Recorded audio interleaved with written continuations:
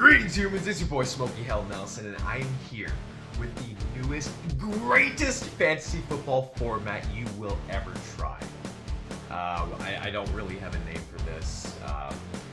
It's a league format that's been experimented with before, shout out Murph, but not to this extent. I'm kind of referring to it as a franchise format. This will be a 12-team dynasty league with a major twist. That twist is each team owner will only be able to draft players from 3 to 5 NFL franchises. There will be 2 copies of each NFL team, so you will possibly be drafting against someone else for that same roster of players. Not only that, but you will be starting 22 players each week. Full offense, full defense, 11 and 11. How does this all work?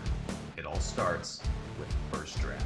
The first draft will be a 5-round snake draft to determine which NFL franchises you may draft players from. It will consist of kickers and team defense because each NFL franchise can only be drafted twice, and this makes it easier to track.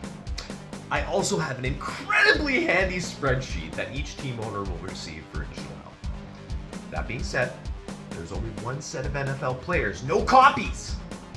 So if another team owner drafts and shares an NFL franchise with you, you are directly drafting against them for that roster of players in the player draft. If you are able to, you may draft both copies of an NFL team to have complete access to their roster without having to worry about a code.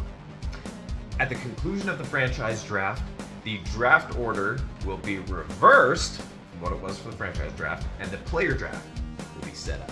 Now the second draft will be a 35-round snake draft to determine your starting rosters. Pretty regular standard stuff. During this draft, team owners are limited to players from the 3 to 5 NFL franchises they drafted in the franchise draft. Now this one, draft pick trading is allowed. Now one big thing you might be asking yourself is, what about NFL player movement? And that is a very real part of this format, as one day you will have a player on your roster and the next day you might not.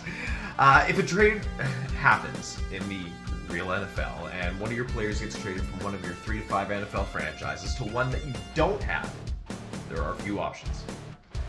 If the team owner whose NFL franchise the NFL player has been traded to has a common team with you, a player-for-player trade may be worked out within 48 hours of the real NFL trade. If a trade cannot be worked out within that 48 hours, the player must be dropped to waivers. No conditions on that. Drop. The team owner or owners who are eligible to place a bid on that player may then place one and take their chance on landing said player. If the player has been cut by their NFL team, you may continue to roster the player until they have signed with a new NFL team, in which the prior process described will start. League fees and payout.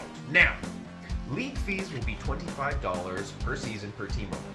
It is a winner-take-all with a twist. Now, 200 of that pot will go to first place, and the other 100 will go to their listed charity of choice. And that must be chosen and submitted within a week after the player draft. So if you don't have a personal one that you donate to personally, if you don't have one in mind, maybe one of your star players that you drafted has one that you want to use. So that's why I say it has to be within a week after the player draft. And all transactions will be through leagues. As for league-specific rules, now, with large starting rosters, as I said, you're starting 22 people each week, and there are only 10 bench spots. So with the large starting rosters and small benches, the tanking method of starting a suboptimal set of players will be pretty much eliminated, as it is extremely detrimental in this format. It's just not something new. If it ever does become an issue, league fees may be required more than the current year in advance. Now, the year 2 rookie draft, and, well, all rookie drafts going forward, will be linear, not snake, and the draft order will be determined by the reverse standings of the previous playoffs end. The playoffs will be in a toilet bowl format, and the winner of the toilet bowl will be receiving the Rookie 101 as the prize. So, the year 2 rookie draft order would go 11th, so the toilet bowl winner, 12th, 12th hole loser, and then, 10th, 9th, 8th, 7th, 6th, 5th, 4th. Third, second, first. If an NFL franchise has been part of a team owner's collective for more than 2 seasons, they may decide to trade it in for a different available franchise.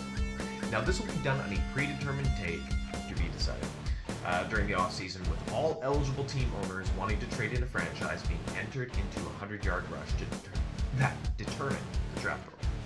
Now, only one franchise may be traded in per year, per team owner, providing the franchise has been part of the team owners collective for at least 2 seasons. That's it. So fucking easy!